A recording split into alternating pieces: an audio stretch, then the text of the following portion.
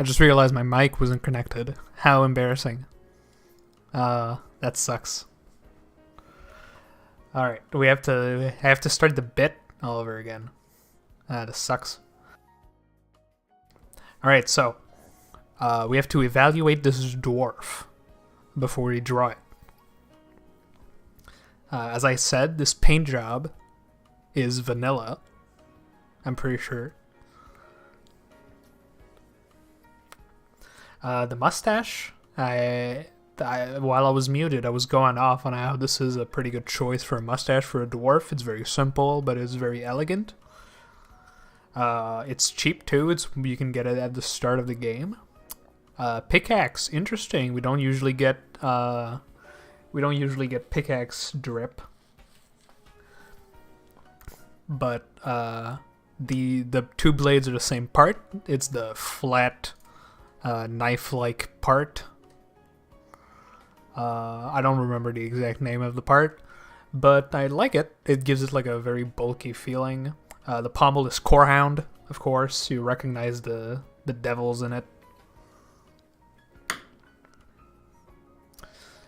Stock otherwise. And finally, for armor, we have... I'm pretty sure that's Rival Tech? Yeah, I think that's lamp specifically. It's from Rival Tech. With no paint job, but that's fine. A lot of default paint jobs look good. Overall, I would rate this dwarf D for default. Also, I see what you've... See, you've done a colossal mistake here. In the lore of DLG, I'm afraid to tell you that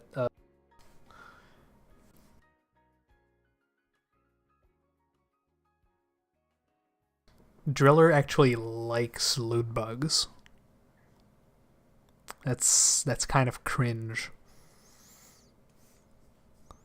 Geo, what have you done? Come on, dude. This is an F. F tier.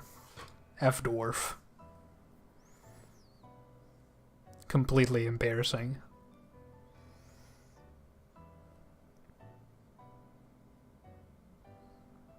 What do you have to say for yourself, Geo?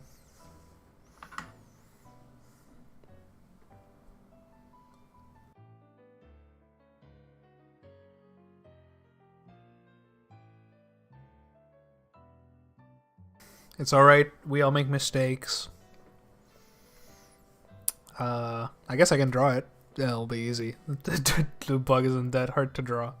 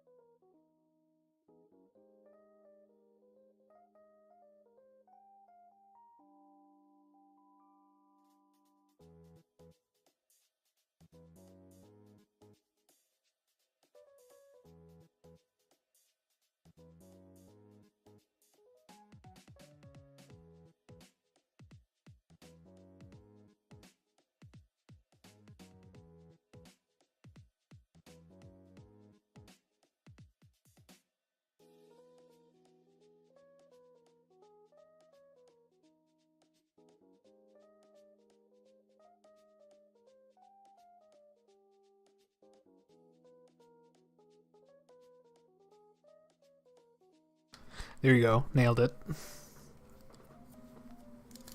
Yours looks awesome, Geocat.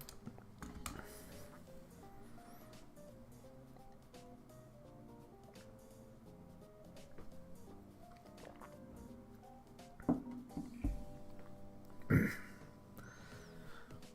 you know how SNIS opened submissions for another video where they're gonna rate submitted dwarves?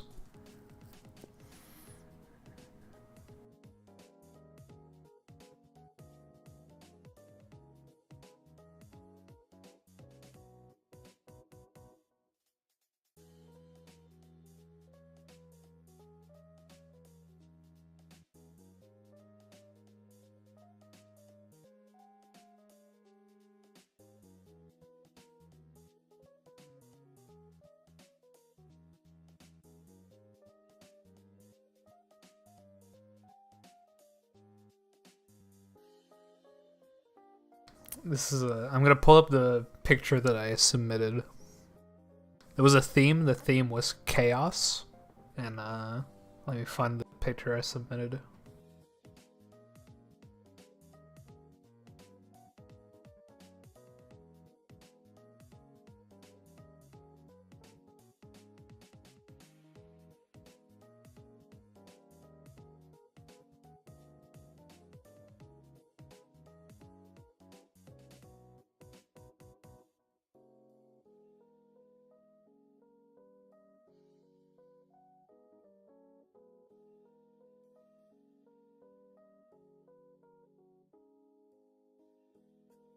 This is this is the dwarf I submitted for SNIS's video.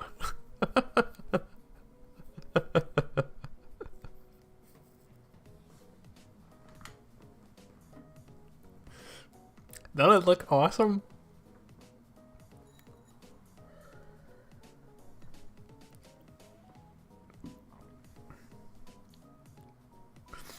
I think what really sells it is the 3-point landing. I also included a caption. The title of this piece is "You're not on the list. Eat checked twice."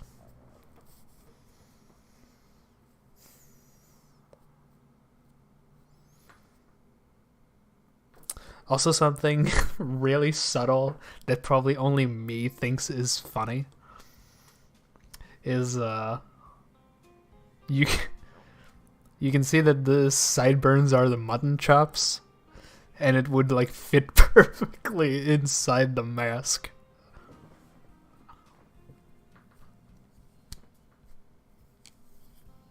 I think I'm the only buddy. I think if I didn't point it out, I don't think anybody would ever notice. I specifically included the entire loadout.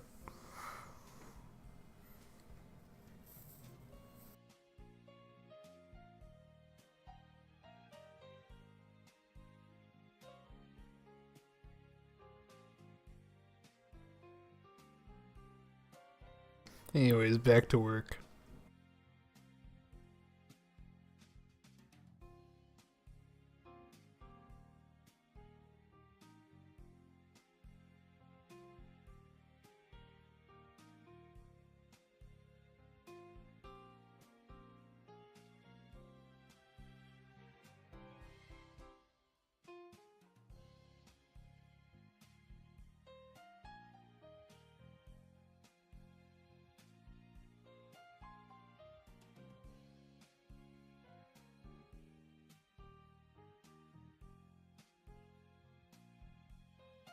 Yeah, that's a classic.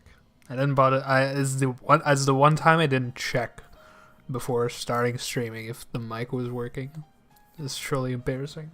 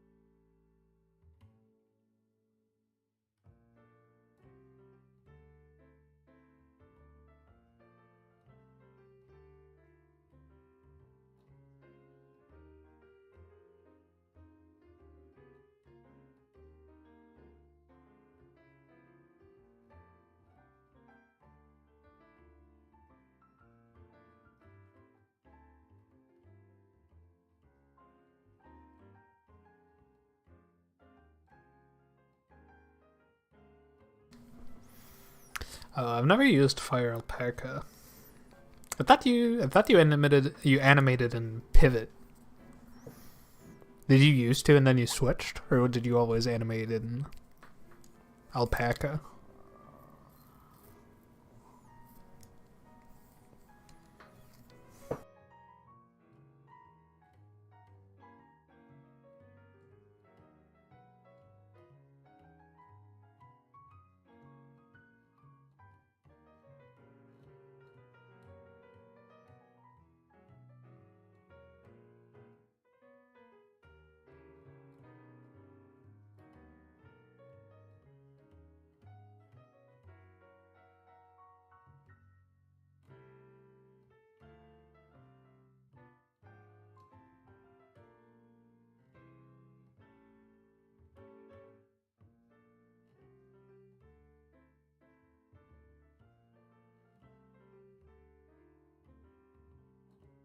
For for my normal I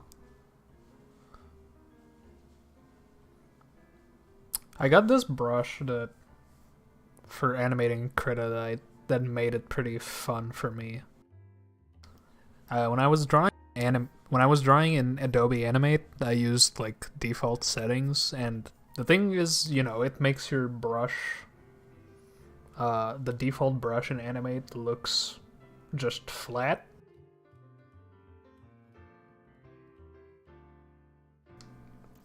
Like it's like more similar to this, but I don't like how bulky it makes everything look.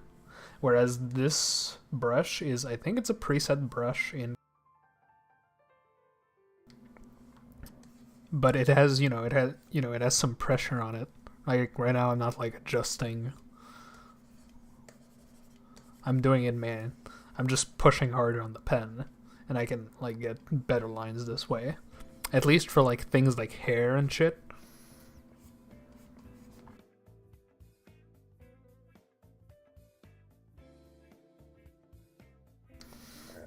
Otherwise, in my day-to-day drawing, I have a variation of this brush. I have a variation of this brush that also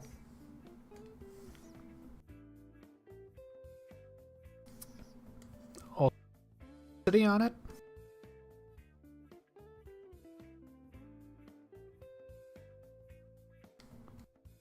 So this is,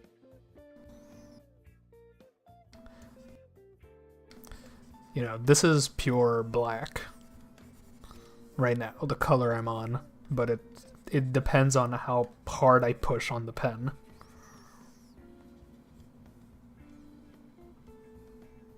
This is what I use for like my normal drawing when I'm not doing animation stuff.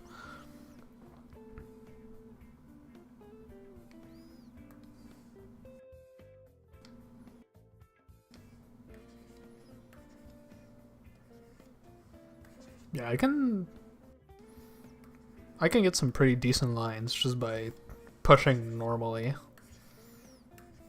I don't know if it's my tablet settings either. I have a very basic, vague tablet.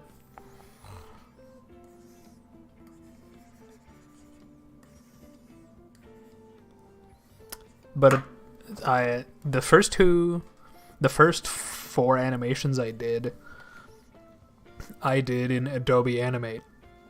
And this one is the first one I'm making in Krita. And I very much enjoy the workflow a lot better. One thing that really sold me on moving... Yeah. One thing that really annoyed me in Animate, and I started animating this episode that I'm working on in Adobe Animate, but there's a specific shot, and I can show it off.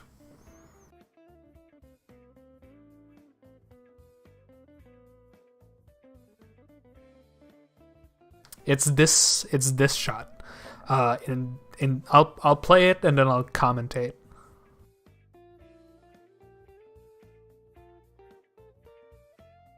It takes a while to load.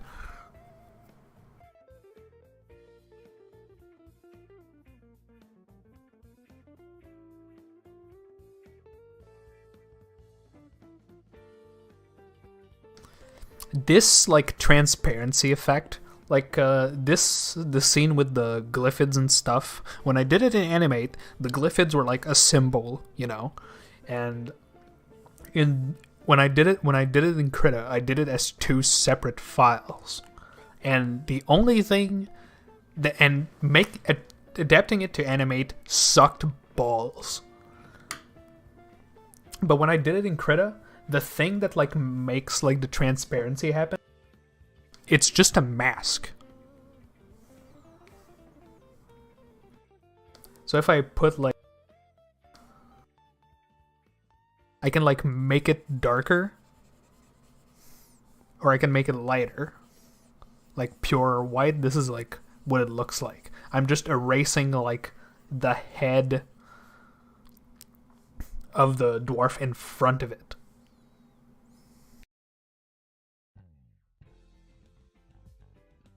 In Animate, this was a nightmare, and it looked completely terrible, and I couldn't figure out how to do it properly.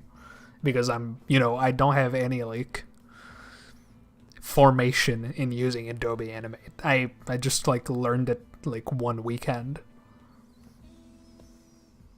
And also, like, the zoom in, combining, like, the zoom in with the transparency was a nightmare. But in Krita, it's a transform layer that changes over time.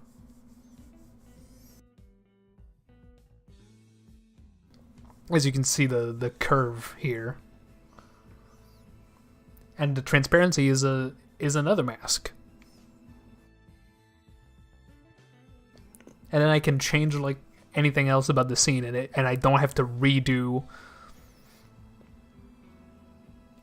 And I don't have to redo like the transparency. The only thing I have to go back is like maybe adjust some things. And you know, it's not perfect. Like you can see here, approximately, it doesn't look like perfect, but it looks like miles fucking better than an animate. Like doing like the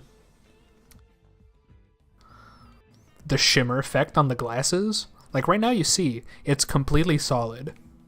But once it like once it goes over to like here, it starts to become transparent.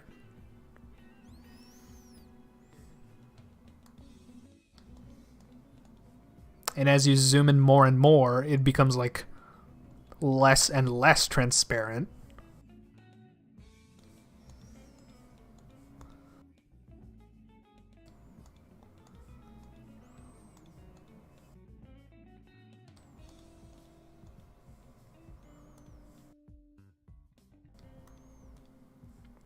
And then you have the shimmer effect here.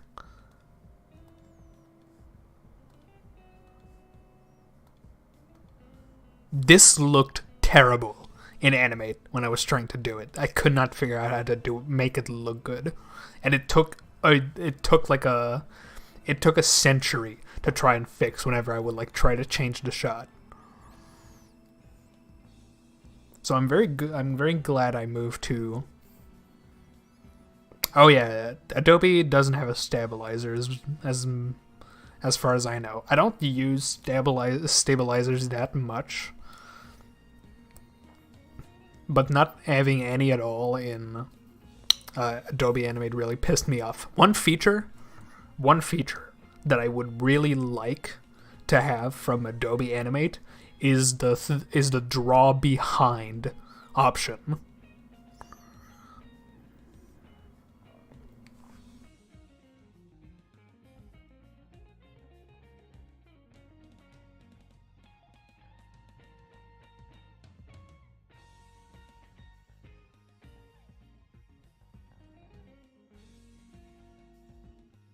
In Adobe Animate, there's this thing you can do, which is if you have a line, like let me draw something. If you have like a line like this, you can pick draw behind, and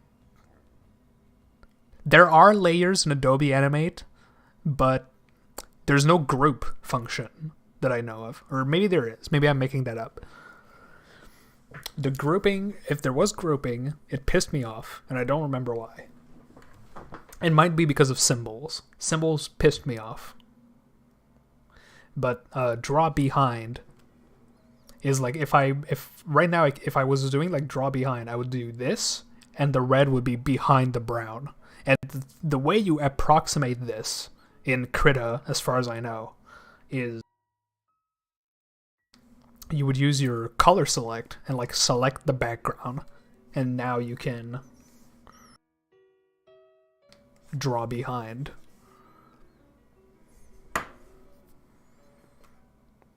Which is a feature I used a lot because of doing when I animate. You know, I draw the outline like of the head first. And then in Animate, what I would do is I would take like the skin color, and then I would draw behind like this. And it doesn't matter that it's not like perfectly accurate, because then because if I'm doing draw behind, it would just look like this.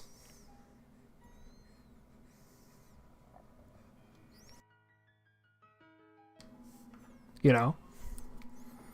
So it's a feature I miss from using Adobe Animate. It was a really good feature that I used a lot.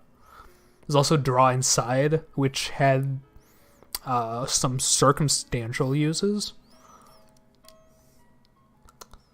Didn't use as much, but it was pretty good still. I really miss draw behind. And maybe there's a way to do it in Krita besides doing just like the magic wand tool.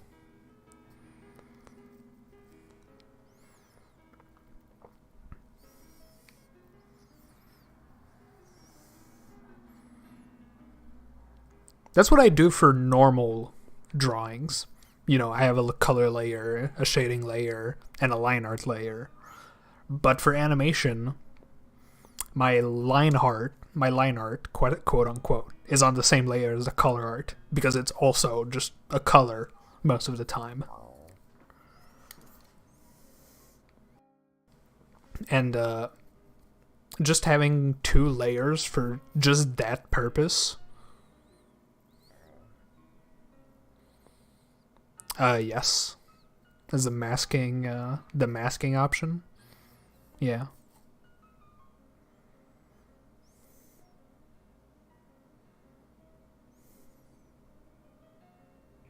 Yeah, I know. The thing is, I don't want to have a layer specifically for my line art and my color when I'm doing animation.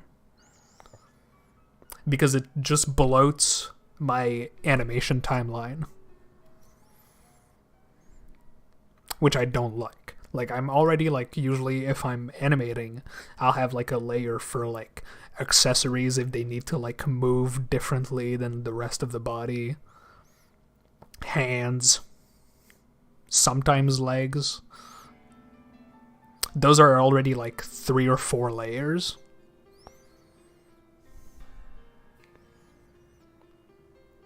And I don't want to have, like, to make it that 8 by having a line art and a color layer. That just sounds asinine. Just cope, honestly. You know, that's based. Maybe if I had, like, a bigger monitor, I would be able to cope with it. But my monitor is quite small, or at least small for this purpose. If maybe I had, like, a vertical monitor setup, maybe I would do it like this. But the bloated timeline would just make me, like, paranoid.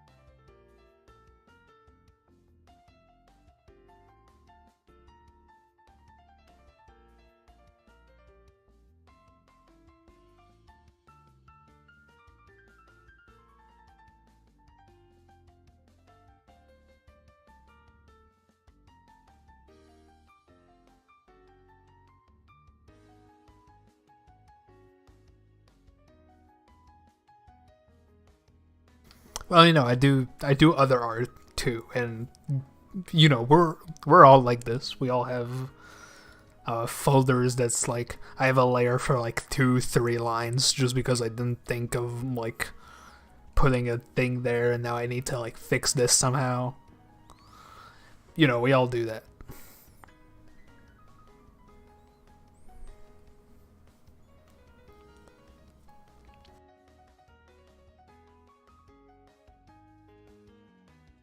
The one thing I used to do is I would make the backgrounds in Krita and then port them to animate. But also that sucked for I don't remember the reason, but I remember that it sucked.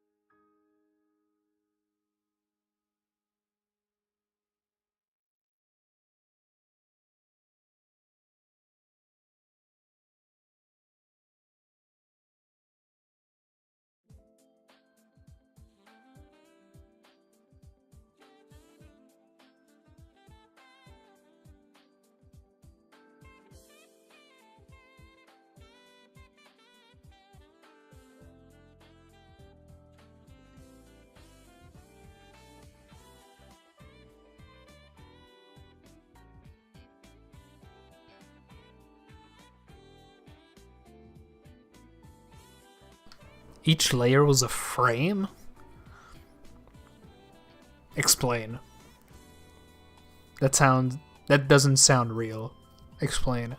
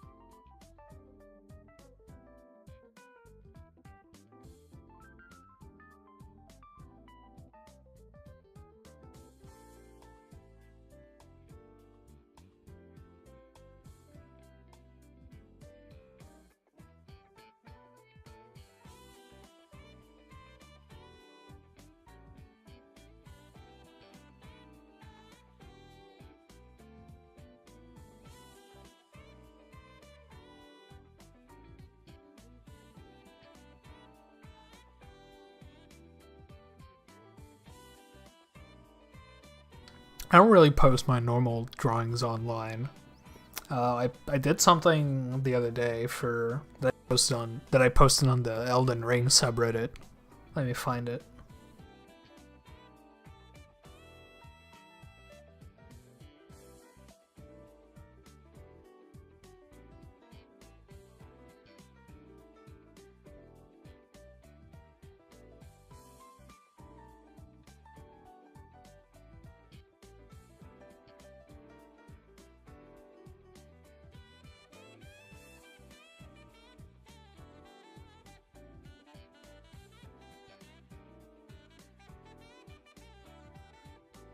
You know, it's pretty similar to the stuff I animate usually, except there's shading this time.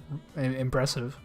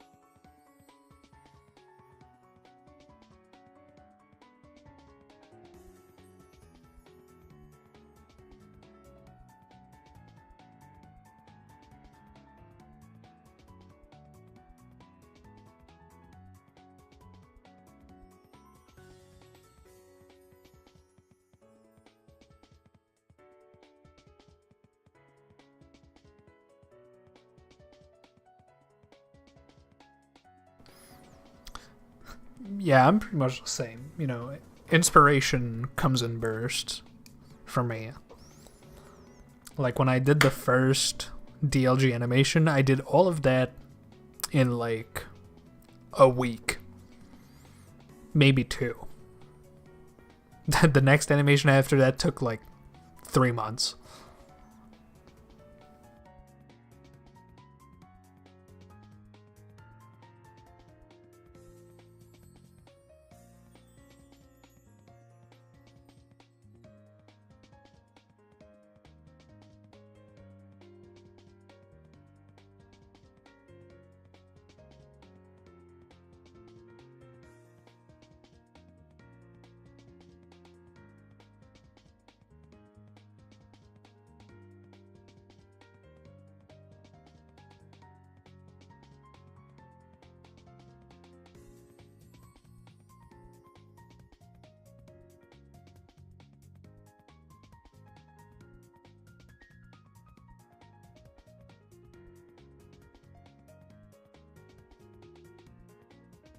Your Tridra animation did very well too, both on Reddit and on YouTube.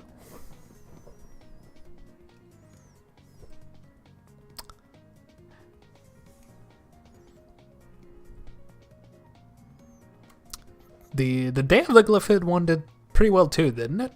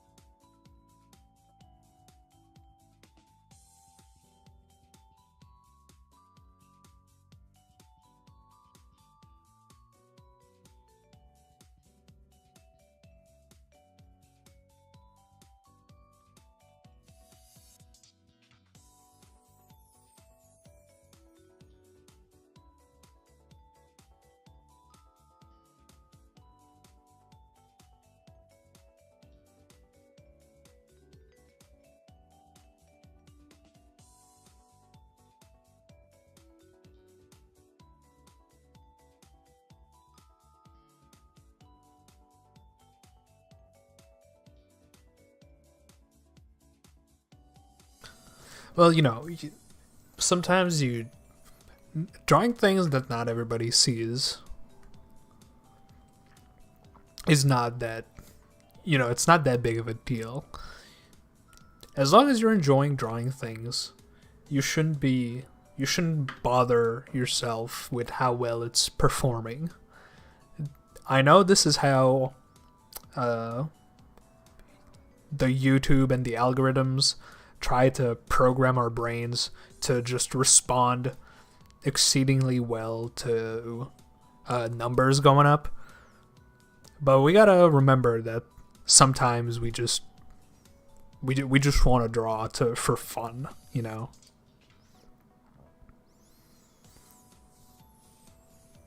And sometimes like trying to experiment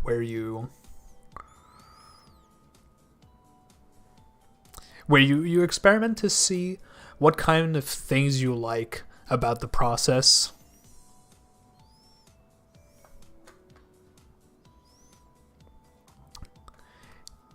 Yeah, I get that. You know, if you draw things for like just like a handful of people to see, it's still as valid. If you're drawing things to like make a couple of people laugh and they or like for them to enjoy and they enjoy it, then you've accomplished what you set out to do. And there's nothing wrong with that.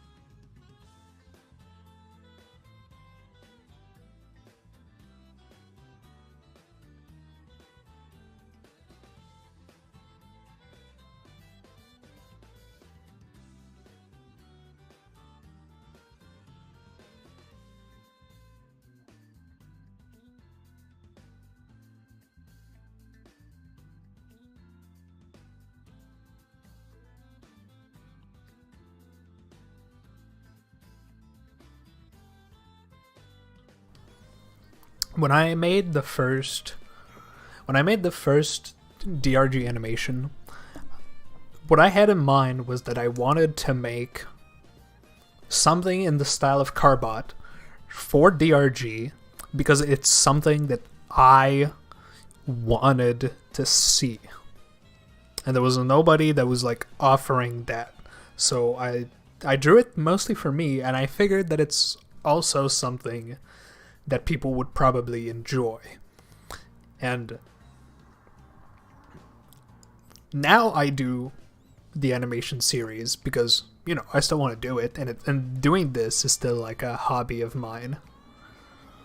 But now I have like a story, a narrative I want to tell with it. So I feel like I owe it in some fashion to the people that like it to like present the story I created. And I know I'm not very consistent at like making it. I spend a lot of time procrastinating it. And when I say that I owe it to them, I mean it in a way that's not like, oh, I owe people a video like this month. I might perceive it sometimes as that. Like last month, I wrote a post. I wrote a post in February on my Tumblr about how I wanted to get this animation done in February. But, you know, I have like a job, and I had like a busy month in February, so I didn't get to do everything that I wanted, and the video isn't coming out. And, you know, part of me like feels like I could have done a little better. I could have maybe like pushed a little bit and maybe got more of it done. But also, like, I'm not hung up about it. I'm not like, well, I'm pretty sure I disappointed people. Because I didn't. People don't care that much.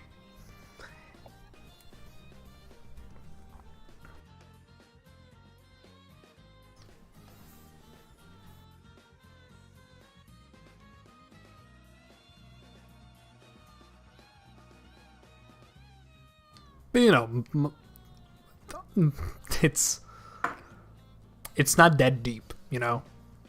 I've been watching Carbot since like StarCraft's season 2 came out, and I was like, I think this is a concept that like could apply well to DRG, so I just did it. I downloaded Adobe Animate, and I was like, I can do that, and I did it.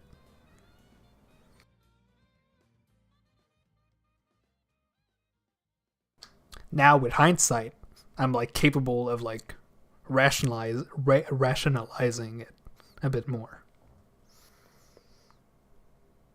But, moment to moment, it always comes down to it's not that deep, fam. You know?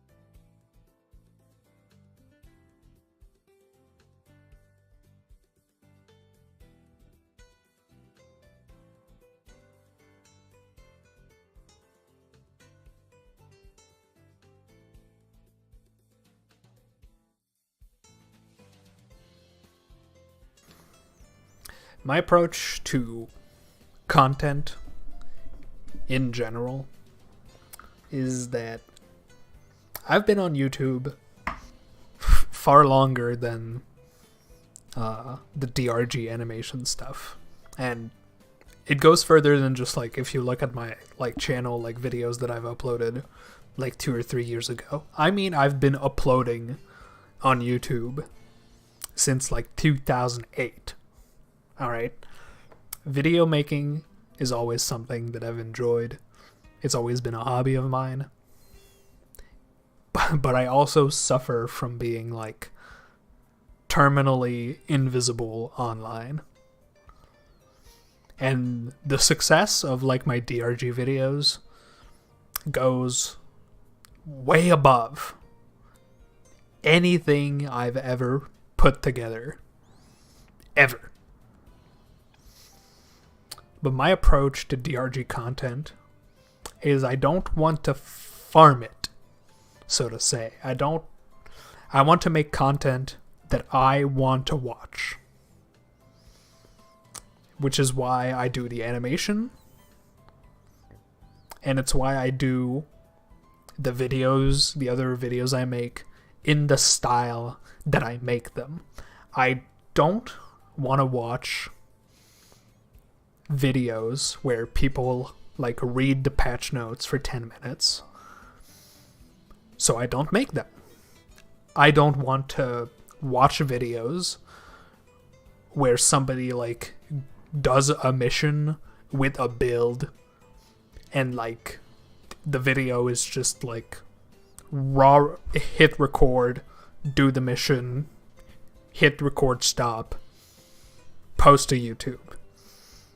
I don't like that format, so I don't do it.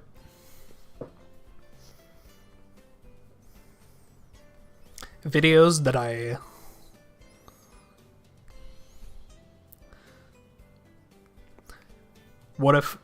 videos that I like are videos in the style of, Soundsmith from Team Fortress 2, Uncle Dane, Yimfa.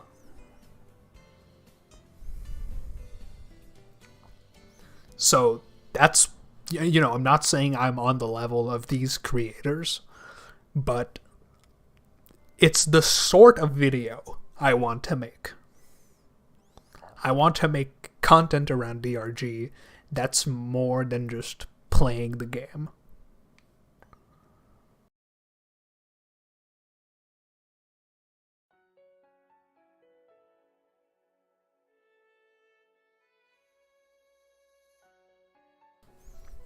Yeah, that's why I love your stuff, GeoCat. Because it's outside the box. And it covers a niche that goes beyond just the video game that happens on the screen.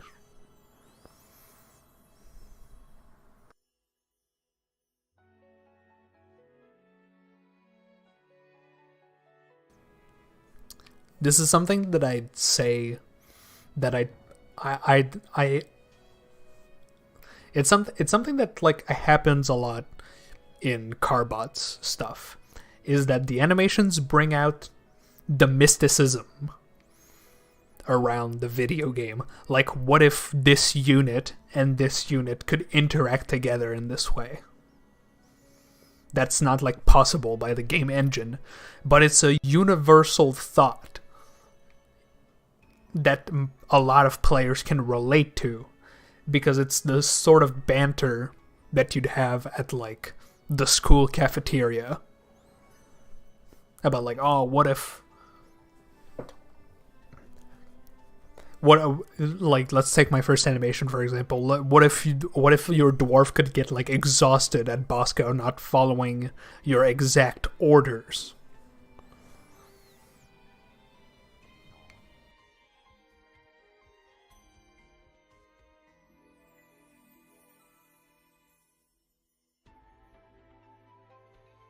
That's the power that comes from doing stuff that's not just playing the game.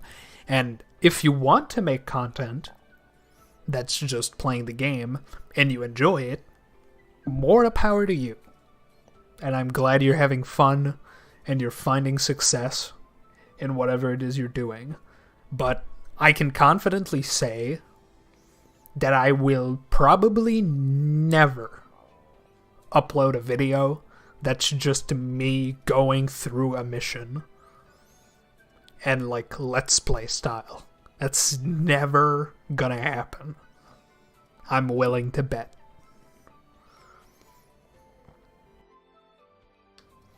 And it's why I probably won't ever stream myself playing just missions. If I do it, it might be just like as a Q&A thing after like posting like an animation. Because I feel like most of the time, if you're watching a video about a mission, you could have just gone and played the mission. Unless you're at work, you know.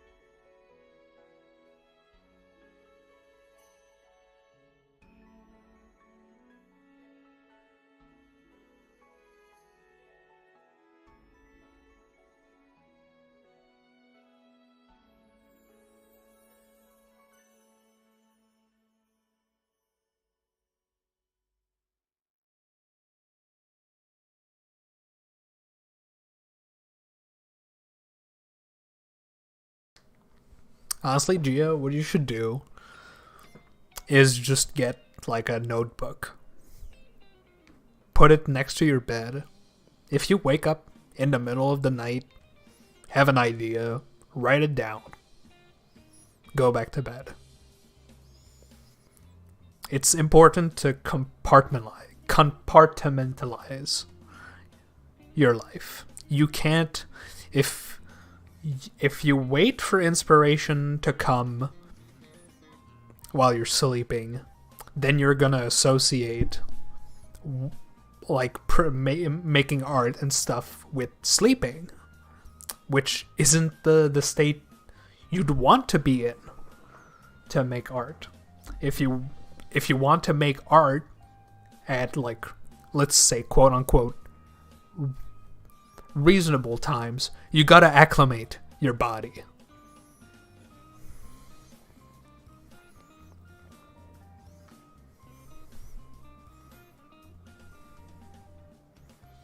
Yeah, that's happened a lot to me too. Things that have helped. If I'm not feeling up to doing a specific artistic thing, is going outside and go for a walk, come back. That happened to me a lot in college when I was programming. Is sometimes you're sitting in front of a computer looking at what you've been writing for like 2 hours, and it just doesn't make any sense anymore.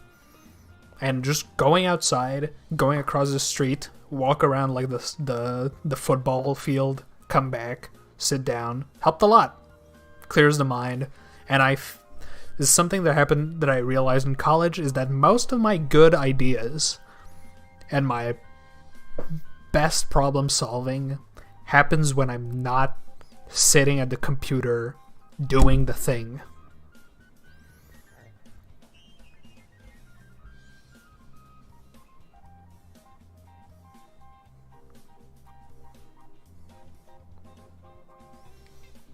And, you know, it's hard to want to make stuff.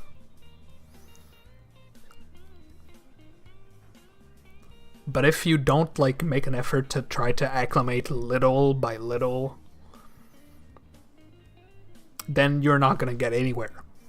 You need, this isn't like a, there's no magic solution to your problem, GeoCat. It's something that you have to build up to.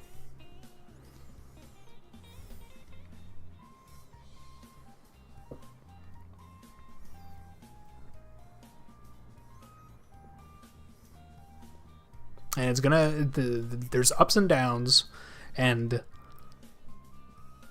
the more you keep at it, the better it gets. Sometimes you'll have fallbacks, but that fucking happens, you know. Life, there's a lot of things that can happen, lots of sudden changes that can happen week to week, day to day, and you can't expect yourself to be 100% ready 100% of the time, just like you don't want to be 0% 100% of the time.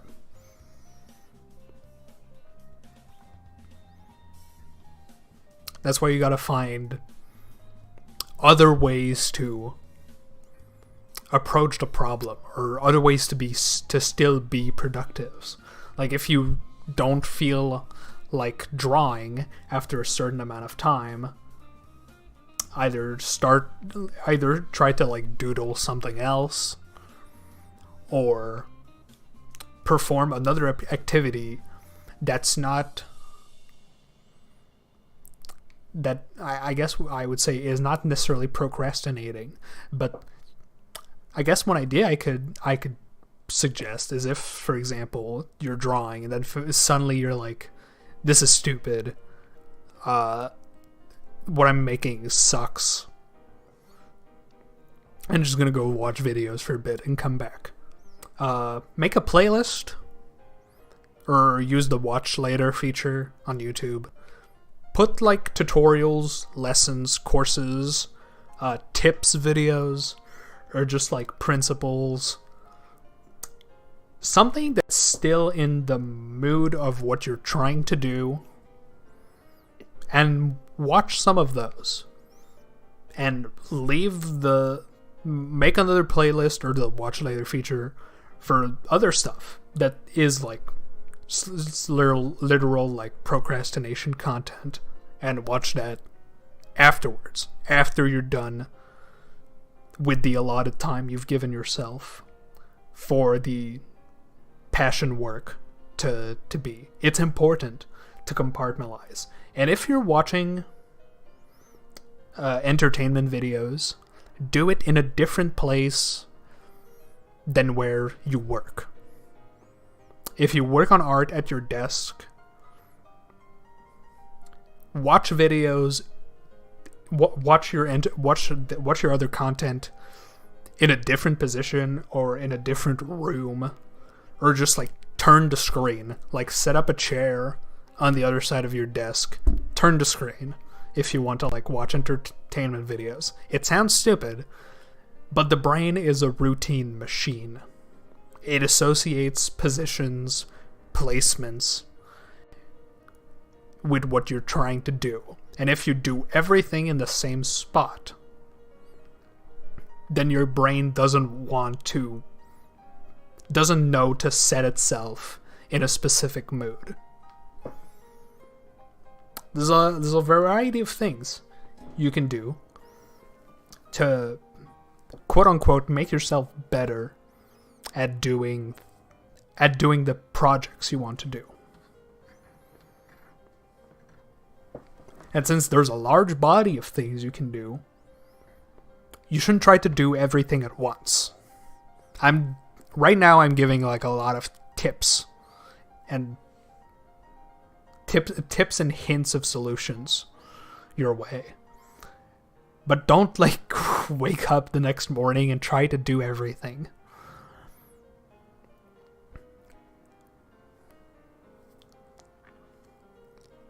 Yeah, I'm bringing a bulk of things to throw at you, so that you can have an idea of the variety of things you can do to improve your situation. Don't do everything at once. You're gonna overload yourself. It's gonna feel like a mountain.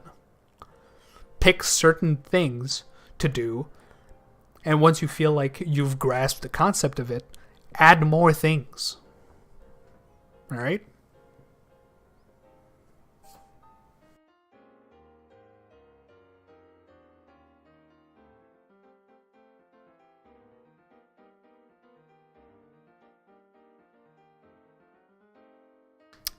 Oh yeah, do that. That sounds like a... That's also a good solution. I hadn't thought about it. That sounds way more efficient. But now there's not been a whole lot of work done this stream, but I'm almost done with the animation anyway. I have a couple more shots to do, like 2 more, and then I have backgrounds to do. But right now I have to go. So thanks for tuning in, Gio. I hope you had a good time. I hope you... It is like 2 a.m. right now in Italy, so, you know, go to bed. Is what I'm trying to say. Start today.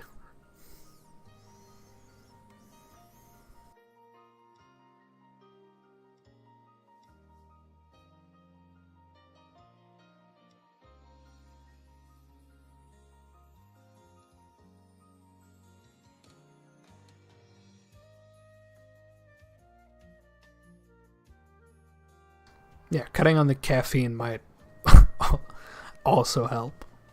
Or at least